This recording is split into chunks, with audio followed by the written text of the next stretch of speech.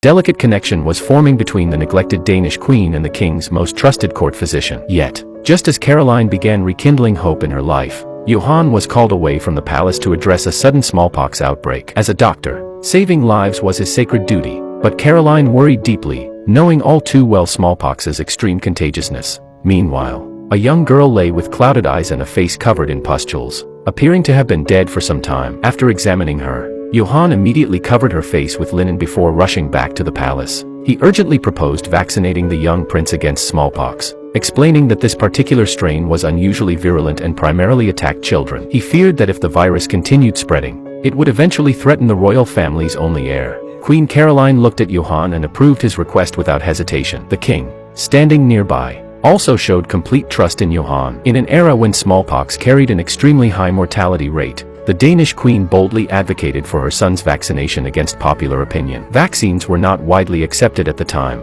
and such a decision truly required courage. The prince's crying irritated the king, who led the queen outside to wait. Johann informed them that they wouldn't know if the vaccination was successful until morning. The king didn't respond directly but simply invited Johann to sit with them. The king seemed oblivious to the gravity of the situation. His son's life hung in the balance while everyone present was consumed with anxiety. Only he, the father, appeared detached from it all. The three maintained their vigil outside the door throughout the night. Fortunately, the outcome was positive. The young prince's vaccination proved successful. While expressing her gratitude to Johann, Caroline conceived the idea of making smallpox vaccines widely available. The two immediately found themselves in perfect agreement and promptly called a cabinet meeting to propose vaccinating all citizens throughout the city.